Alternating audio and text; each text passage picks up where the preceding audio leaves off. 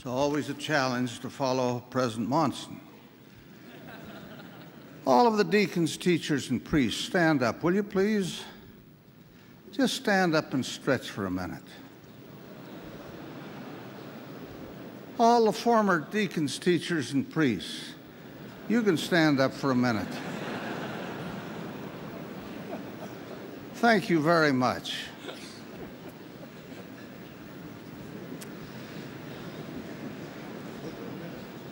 I think I'd like to say a few things to the boys, and you old men can listen or sleep.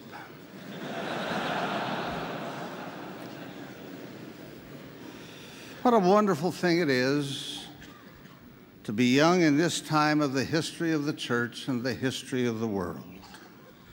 Surely this is the great age of enlightenment. This is a time like no other time before. Never before has there been so much of scientific discovery. Never before has there been greater opportunities for education. Never before have there been such widespread opportunities for service in the church. I almost feel jealous of you, and then I do not. I think of the many problems with which you live. You face difficult temptations that are all around you. It's easy for old men to lecture young men. Rather than do that, I think I would like to do something I've never done before.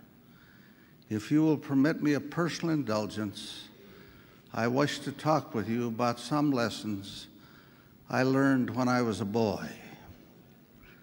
I grew up here in Salt Lake City, a very ordinary kind of freckled-faced kid. I had a good father and mother. My father was a man of education and talent. He was respected in the community. He had a love for the church and for its leaders. President Joseph F. Smith, who was president in my childhood, was one of his heroes. He loved President Heber J. Grant, who became president of the church in 1918. My mother was a gifted and wonderful woman. She too was an educator, but when she married, she left her employment to become a housewife and mother. In our minds, she was a great success. We lived in what I thought was a large home in the First Ward. It had 4 rooms on the main floor, a kitchen, a dining room, a parlor, and a library. There were 4 bedrooms upstairs. The house stood on the corner on a large lot. There was a big lawn with many trees that shed millions of leaves and an immense amount of work to be done constantly. In my early childhood, we had a stove in the kitchen and a stove in the dining room. A furnace was later installed, and what a wonderful thing that was. But it had a voracious appetite for coal, and there was no automatic stoker. The coal had to be shoveled into the furnace and carefully banked each night. I learned a great lesson from that monster of a furnace. If you wanted to keep warm, you had to work the shovel. My father had an idea that his boys ought to learn to work, Brother Stanley, in the summer as well as in the winter, and so he bought a 5-acre farm, which eventually grew to include more than 30 acres. We lived there in the summer and returned to the city when school started. We had a large orchard, and the trees had to be pruned each spring. Father took us to pruning demonstrations put on by experts from the Agriculture College. We learned a great truth, that you could pretty well determine the kind of fruit you would pick in September by the way you pruned in February. The idea was to space the branches so that the fruit would be exposed to sunlight and air. Further, we learned that new young wood produces the best fruit. That has had many applications in life. We got sick then just as people get sick now. In fact, I think we did more so. In those early years, the milk we drank was not pasteurized. We, of course, did not have an automatic dishwasher, except that it was our automatic duty to wash the dishes.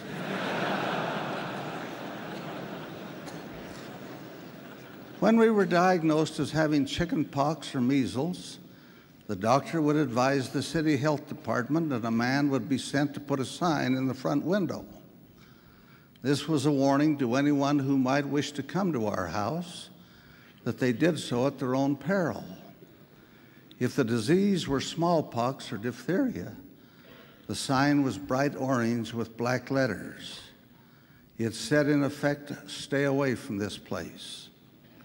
I learned something I have always remembered: to watch for signs of danger and evil and stay away. I attended the Hamilton School, which was a big 3-story building. The structure was old and poor by today's standards, but I learned that it was not the building that made a difference, it was the teachers. When the weather would permit, we assembled in front of the school in the morning, pledged allegiance to the flag, and marched in orderly fashion to our rooms. We dressed neatly for school, and no unkempt appearance was tolerated. The boys wore a shirt and a tie and short trousers. We wore long black stockings that reached from the foot to above the knee. They were made of cotton and they wore out quickly, and they had to be darned frequently. We learned how to darn because it was unthinkable to go to school with a hole in your stocking. We learned a lesson on the importance of personal neatness and tidiness, and that has blessed my life ever since. The bane of my first-grade teacher's life was my friend Louis. He had what psychologists today might call some kind of an obsessive fixation. He would sit in class and chew his tie until it became wet and stringy. The teacher would scold him. Louis eventually became a man of substance, and I have learned never to underestimate the potential of a boy to make something of his life, even if he chews his tie. As the years passed, I finally reached the 6th grade in that school. My friends were essentially the same through all of those years. People didn't move much in those days. One of my friends was Lynn. That wasn't his real name, but that's what I'll call him. He was always in trouble. Lynn seemed to have a hard time concentrating on what was going on, particularly when spring came and things looked better outside than they did in. Miss Spooner, our teacher, seemed to have it in for Lynn. One day at about 11 o'clock, Lynn disturbed the class, and Miss Spooner told him to go shut himself in the closet until she let him out. Lynn obediently went to the closet and closed the door behind him. When the bell rang at 12 o'clock, Lynn came out chewing the last bite of Miss Spooner's lunch.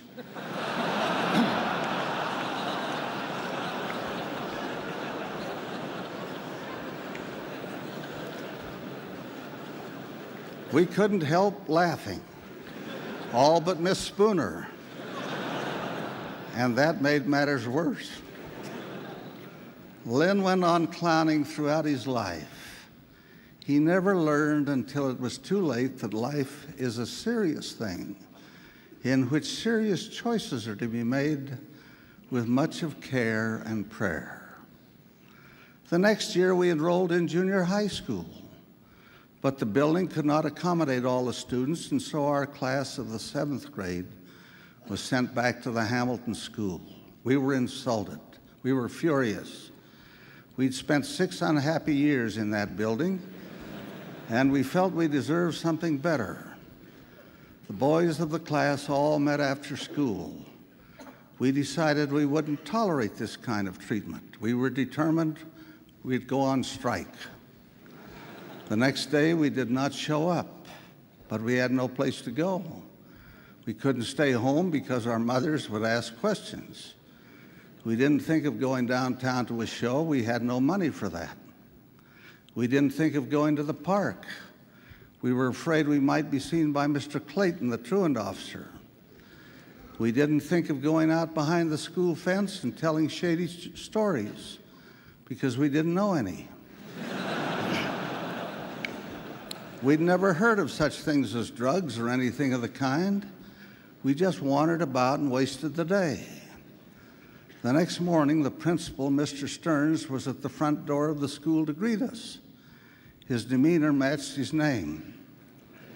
He said some pretty straightforward things, and then told us that we could not come back to school until we brought a note from our parents. That was my first experience with a lockout.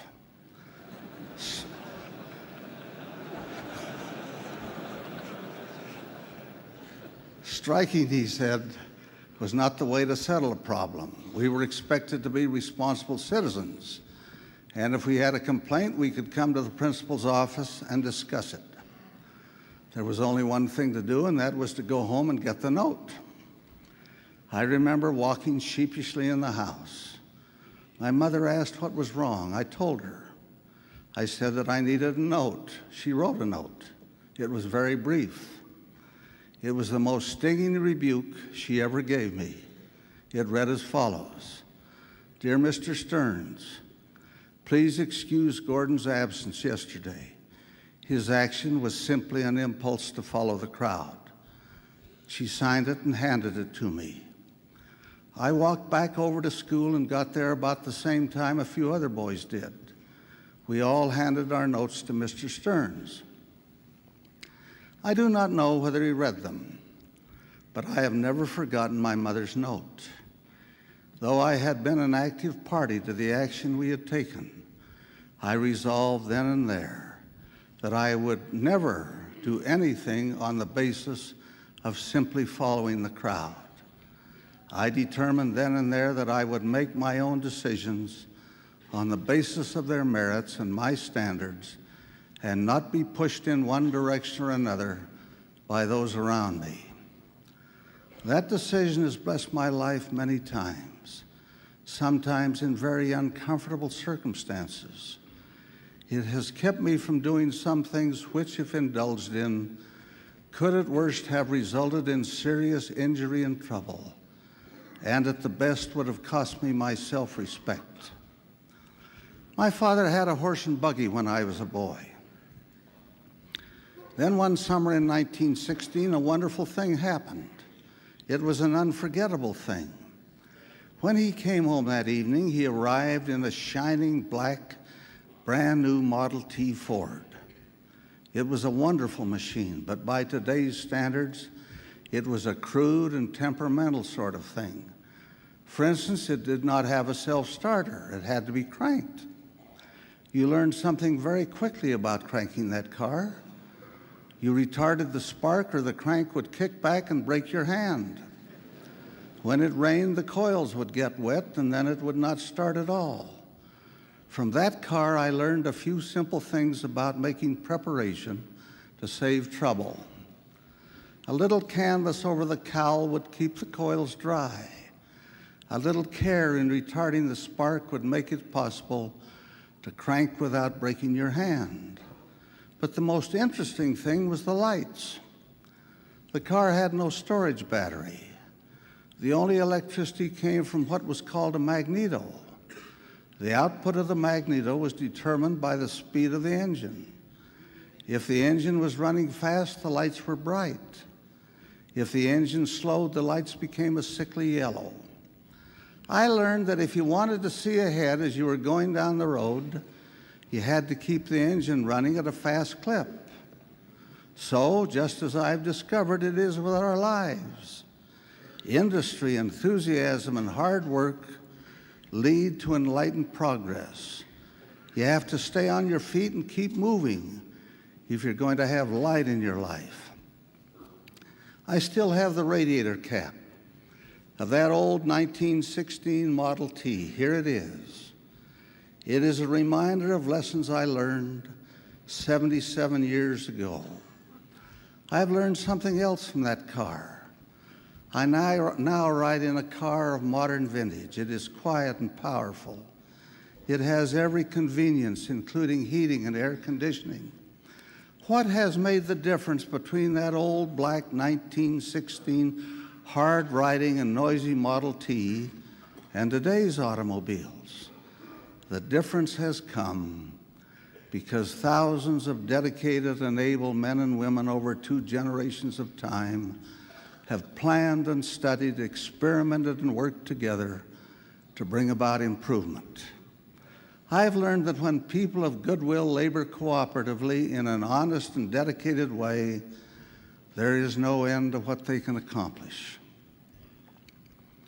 In 1915, President Joseph F. Smith asked the people of the church to have family home evening. My father said we would do so, that we would warm up the parlor where Mother's grand piano stood and do what the president of the church had asked. We were miserable performers as children. We could do all kinds of things together while playing, but for one of us to try to sing a solo before the others was like asking ice cream to stay hard on the kitchen stove. In the beginning, we would laugh and make cute remarks about one another's performance, but our parents persisted. We sang together, we prayed together, we listened quietly while Mother read Bible and Book of Mormon stories. Father told us stories out of his memory. I still remember one of those stories. I found it recently while going through a book he had published some years ago. Listen to it. An older boy and his young companion were walking along a road which led through a field. They saw an old coat and a badly worn pair of men's shoes by the roadside, and in the distance they saw the owner working in the field. The younger boy suggested that they hide the shoes, conceal themselves, and watch the perplexity on the owner's face when he returned. The older boy thought that would not be so good. He said this owner must be a very poor man from the looks of his clothes. So after talking the matter over at his suggestion, they concluded to try another experiment. Instead of hiding the shoes, they would put a silver dollar in each one. They happened each to have a silver dollar. They don't make them like that anymore. And see what the owner did when he discovered the money. So that's what they did. Pretty soon the man returned from the field, put on his coat, slipped one foot into his shoe, felt something hard, took it out, and found a silver dollar. Wonder and surprise shone upon his face. He looked at the dollar again and again, turned around and could see nobody, then proceeded to put on the other shoe, when to his great surprise he found another dollar. His feelings overcame him. He knelt down and offered aloud a prayer of thanksgiving in which he spoke of his wife being sick and helpless and his children without bread. He fervently thanked the Lord for this bounty from unknown hands and evoked the blessings of heaven upon those who had given him this needed help. The boys remained hidden until he had gone. They'd been touched by his prayer and felt something warm within their hearts. As they left to walk down the road, one said to the other, "Now really, don't you have a good feeling?" Out of those simple little meetings, held in the parlor of our old home, came something indescribable and wonderful. Our love for our parents was strengthened. Our love for brothers and sisters was enhanced. Our love for the Lord was increased. An appreciation for simple goodness grew in our hearts. These wonderful things came about because our parents followed the counsel of the president of the church. I have learned something tremendously significant out of that. In that old home, we knew that our father loved our mother. That was another of the great lessons of my boyhood. I have no recollection of ever hearing him speak unkindly to her or of her. He encouraged her in her individual church activities and in neighborhood and civic responsibilities. She had much of native talent, and he encouraged her to use it. Her comfort was his constant concern. We looked upon them as equals, companions who worked together and loved and appreciated one another as they loved us. She likewise encouraged him, did everything in the world to make him happy. At the age of 50, she developed cancer. He was solicitous of her every need. I recall our family prayers with his tearful pleadings and our tearful pleadings. Of course, there was no medical insurance then. He would have spent every dollar he owned to help her. He did, in fact, spend very much. He took her to Los Angeles in search of better medical care, but it was to no avail. That was 62 years ago, but I remember with clarity my broken-hearted father as he stepped off the train and greeted his grief-stricken children. We walked solemnly down the station platform to the baggage car where the casket was unloaded and taken by the mortician. We came to know even more about the tenderness of our Father's heart. This has had an effect on me all of my life. I also came to know something of death, the absolute devastation of children losing their mother, but also of peace without pain, and the certainty that death cannot be the end of the soul. We didn't openly speak about love for one another very much in those days. We didn't have to. We felt that security, that peace, that quiet strength, which comes to families who pray together, work together, and help one another. Honor thy father and thy mother, that thy days may be long upon the land which the Lord thy God giveth thee. As a boy, I came to believe in that divine commandment. I think it is such a great commandment from the Lord. If it were only observed more widely, there would be far less misery in the homes of the people.